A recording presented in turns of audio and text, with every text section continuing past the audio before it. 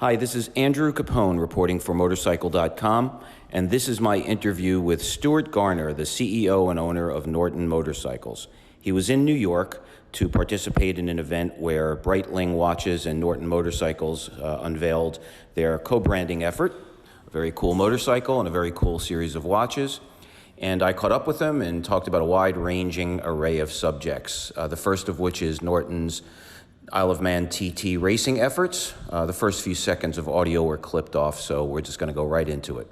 Enjoy. Yeah, and and we've now got our own engine, which they wouldn't let us run this year. And that was because of was that because of the displacement issue up at the Northwest? Yeah, but no, it went back. I could probably say it now, and I couldn't say it then. It was too sensitive. But we got the nod to run it 2 years ago, and then with let's call it a miscommunication in the organisers, we couldn't run it, and we found that out quite late on, and we had to go back to last year's bike, which we for putting a Aprilia engine in a Norton, which I always thought was disingenuous, because the motorcycle racing business has always been about marrying motors and frames, right? Absolutely, but there was the only and absolute reason for putting an Aprilia V4 in there was to prove the chassis while we developed an engine. Right. So if you think that one through, you think, yeah, but why didn't you just put your own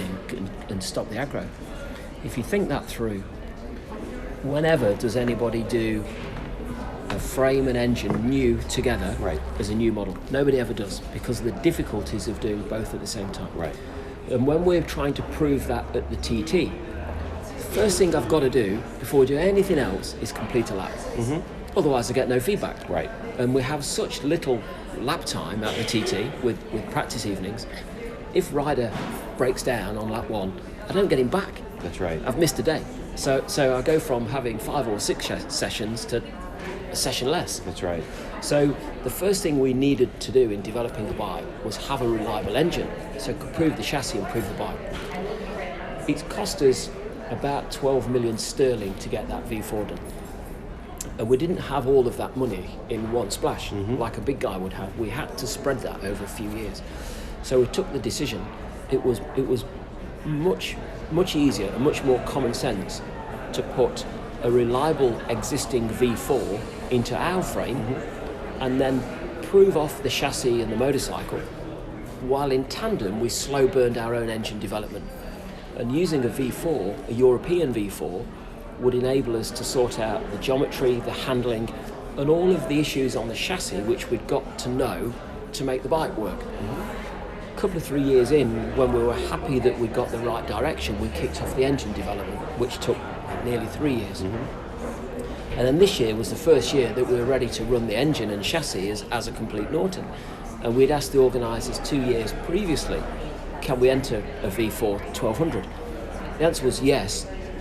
But if it's super competitive, you'll only do it once, because everybody will complain, and then you need to make it to 1,000. We've engineered the engine to short stroke to make 1,000. So it's built in. We've engineered, package proved 1,000 into that motor. But we physically didn't have time this year to turn the 12 to 1,000 with such little notice. But all being well, we'll be back in 20 with a V4000 and race our own Norton. We will not go back and race the Aprilia again. Now we've got our own engine. It makes absolutely no sense at all. The Aprilia was just a phase of development for us to get a competitive big bike. So let's talk about the 650s. Yeah. I mean, obviously as a consumer in the American market, and Motorcycle.com is an American-focused website, obviously, and publication. So we're eager, we're excited about it. You see it coming over here? Yeah, absolutely. I'm back in 5 weeks' time to meet some dealers. We need to grow the dealer network now. We got absolutely bowled over with the VW Audi scandal, because the CARB and others said, we're now suspicious of the whole automotive industry, and we want all of you to redo all of your emissions tests and emissions legislation. So of course, a small company like us, there was a hammer blow to our existing emissions testing and all of our kind of regulation and CARB approvals. And with a full order book in Europe, Australia, Japan, it didn't make commercial sense to be retesting the model range in the States when the factory was flat out making what we'd already got on order. So we took a decision to take some time out from the States, get the supply chain sorted out, grow some volume for Europe, Japan, Australia, and then come back to America when we got the 650 and the V4s done. We've now done the 650 and the V4s, and I'm back in the States building the dealer network. So we're hopeful that by the end of the year we'll have a few new dealers. We'll start to get the bikes back in. Be 961s first, quickly followed by V4 650. I'm not quite sure which way round that will come. Maybe the 650s might get here before the V4. But hopefully we'll have bikes testing here for emissions regulations before the end of the year with nominated dealers, and from there we can start to build an order book and away we go. Target and use. I think I completely go back to grassroots and pick up, not just looking to sell it cheap, stack them high. No, that couldn't work. I want dealers that understand the brand, the heritage, and want to go to the rallies, and they see that as an enjoyable weekend, not just a drag that they've got to go and sell a bike. No. They need to want to be there, and it's finding those dealers that, frankly, that give a shit. Going to be possible to have somewhat bespoke, small batch, not inexpensive bikes, not unlike what the craft breweries have done to the big ones here. Do you see that as a model moving forward, and can you guys fit into that? It's really interesting because what you've just explained is what we saw, felt, smelt, touched a few years back. Right. And it's actually exactly played out. For me, that puts huge pressure on Japanese.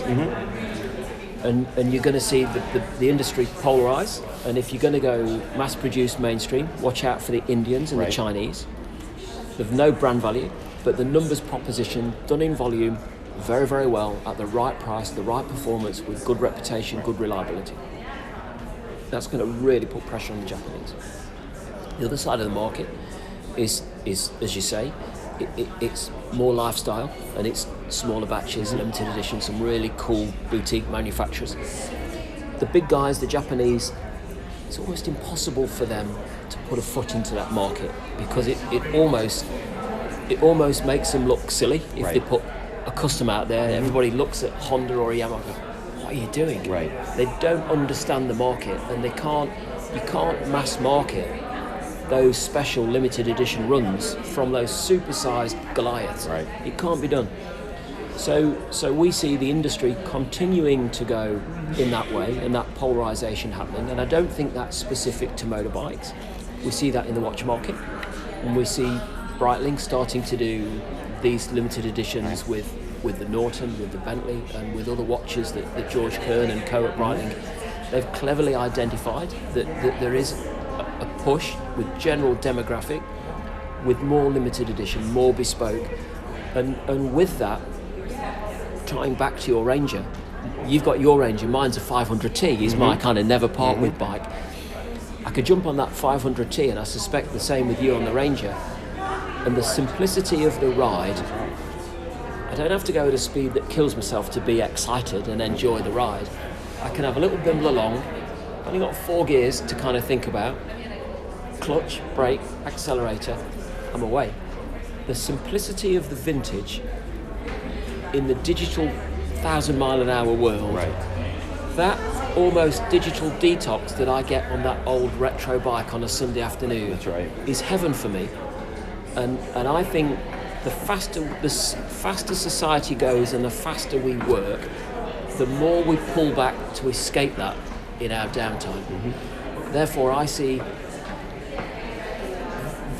vintage and heritage isn't for everybody, because you'll be good on your spanners because those things break down. The same as I'm lucky I've got a motorcycle factory, so my limited spannering often gets kind of pushed into the factory. I have the bike whisperer near me. He's a guy that we work. We I have all no love that guy. but just, we love that guy, but not everybody has that guy, or wants the inconvenience of a breakdown or this and that. Some people want more convenience to their life, but they want the simplicity.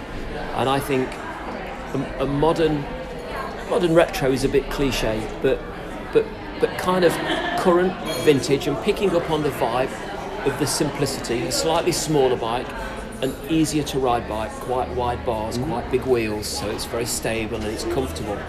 A small bike so that you can easily touch your feet down. we're seeing much more females coming to ride bikes now. Probably in the UK, it's our fastest demographic is girls coming to bikes.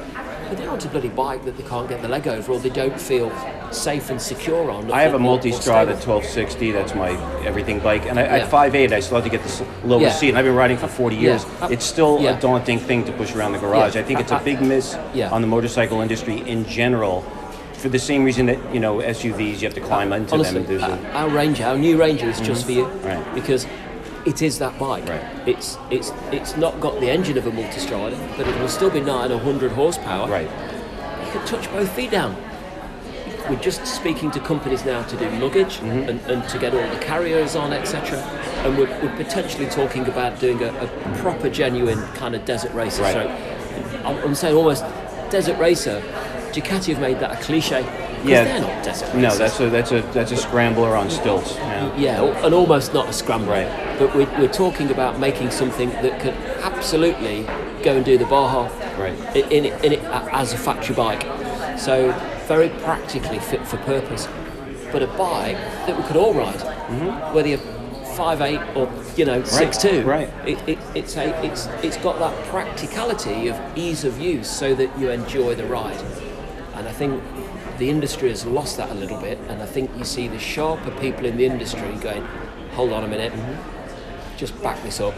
And that would include Enfield, that would include Indian, where they've recognised that flat track is going and kind of the need to break the Harley cliche, and they're doing different things with their cruisers. And where you see some of the smarter operators in industry just moving the model range for that more simplistic, bit smaller, bit less powerful, more practical, and just an easy, enjoyable ride. And they're selling. One of Yamaha's biggest sellers is the MT range. Small, perfect, practical. It's European and US opportunity to make hay while the sun's out now with lifestyle propositions. Right. And I think we have potential. If we get this right as an industry, we have potential to make motorcycles fashionable, but not the dirty word that they were in the 50s, 60s, 70s. And my dad and when I was a kid going, well, they banned motorbikes from that pub, and you can't come in here with a crash helmet or a leather jacket on. Or the colours, And all of a sudden, I can start to see the green shoots of bikers are welcome. Well, look where we are. You wouldn't have had a Breitling partnership a few 20 years I wrote a piece yesterday to say, how cool is it that somebody like Breitling would come forwards and dip a toe in the motorcycle industry, and we should all support and welcome that with warm arms, that we've got a truly kind of iconic brand coming and wrapping their arms around a motorcycle business. So as you say, we've never heard of that. Never heard of that. Let's talk about Donington Hall a bit, because that's always been in my bike club chatter. We were really impressed by that. We still are. Wondering how that has impacted your creativity and having a team in a place like that. Is there something in the air, in the walls, and the vibe of the place that has created something special? It's funny because there is. And you've been bitten by Norton with the Ranger, just know. And I am the same. And Simon Skinner, head of design, the same. And other key people in the business, the same. And when I set out, completely unknowingly, I took. Remember the old Carlsberg advert?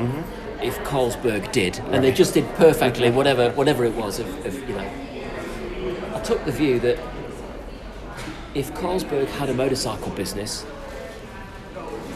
so if you owned Norton, what would you do? Right.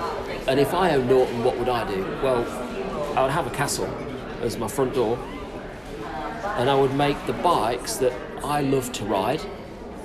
I'm going to go racing because I love racing, so we're off to the TT. I don't want to make millions and millions, because it's all about getting on with the team and having people around me where it's still personal. I don't want venture capital money, because they're just going to kill me with corporate bullshit. And I want it to be about the brand. We took time limits off, and in some ways that's been brilliant, and in other ways that's been a mistake, because when the time limits come off, i.e. we have to do this in 2 years and this in 3 years and this, when we take those away, the brand can go at its own speed that's correct for the brand. But when we launch a model and it sells hundreds of units, I then kind of plan time restriction or time limits with owners paying for blood to get the bike delivered, which is a fabulous position to be in when you've got a great customer base and order book, but it's a huge negative at the same time when everybody wants the bike today, because we live in that kind of I've ordered, and we do live in that, and we have to respond to that. So creating the environment and the surroundings, we didn't do it to create the environment and the surroundings. We did it because that's what we thought the brand needed. Right. So we were in a little lock-up at Donington racetrack, and we were outgrowing it, and I'd met with Simon, my fellow director, and said, hey, we've probably got about a year here, and we're too big. What should we do? He said, well, we have 40 or 50 staff, we're going to go to 100 soon, but everybody lives nearby. So if we go and move 10, 20 miles away, we'll lose all of these key guys who are just amazing. So we actually put all the staff's postcode on a map to see where everybody lives, so we didn't upset anybody. And then that gave us barely a 5-mile radius of where we could move without losing the staff or upsetting people with their commute. And then we did a scan of all of the property that we thought was good enough for the brand, because if you're a Japanese dealer, Australian dealer, or Manhattan dealer, you don't want to come to the UK to visit Norton and then we're in a scruffy shed down an industrial park. It needs to be to the standard of the brand. But I'd only got about 5 miles of area to find that property before I fell out with the workforce. And Donington Hall wasn't for sale, but we knew the airline was in trouble. Right. And we called the airline to say, hey, what are you going to do with the property? And said, well, it's funny you should call. We've just sold the business to British Airways, and the property we don't know what to do with. Just honestly. There you go. And the times I think that little old Norton, that Paul Norton is looking down and has gone, call them, that'll do you. Right. Because that doesn't happen. How can you make the phone call and they go, oh, we sold the business yesterday, we phoned the bank, and the bank said, no, we're not going to lend you any money on that. So I managed to negotiate to put down a non-refundable deposit to secure the property, but I didn't have the balance. But I thought, well, when I'm in, the bank are bound to come in behind me, and they refused. Oh, shit. So for nearly a year, we had to have what we would call it in the States, but in essence, almost like a default mortgage, right, which was 24% a year. I think that's what's called the mob. I think the mob. I had a mob loan. It's funny now, it wasn't then. But I said to myself, and it's one of those moments, and this has worked out well, we either bring Norton back properly or not at all. I'm not going to be a pastiche in a little shed at the back or call venture capital and suck the blood out the brand. We're doing this properly or it's not for me. You're not AJS throwing it on a Chinese 125. Bullshit, isn't it? It's absolute bullshit. Yeah. So we're doing it properly. This place is the only building within this radius that works for Norton. So we're buying it or going bust. And I just dug in and got committed. And 6 months in, the bank phoned me to say, all your money's gone. So I know, I'm paying the mob loan. Mob loan on what? I bought the castle that you refused. Oh, but in another few months you'll be bust. I know. What's your solution? I said, it's on the phone. The bank guy went quiet. I better come and see you. And they came and said, hey, if we don't refi this, you will go bust. So, I know.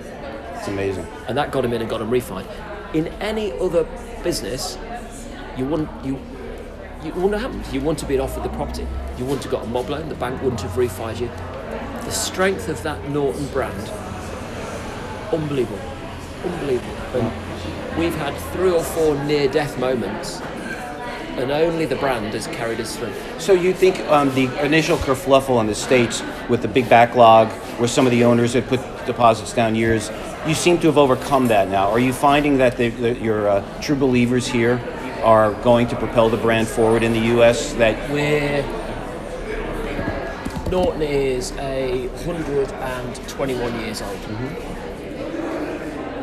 The loyalty and the brand support is there. And I think it's up to us to respect the dealer, to respect the owner, to learn from the naivety that we had to start with by over-promising and under-delivering. One thing that we've had to have heaps of two things in the last few years: money, humility.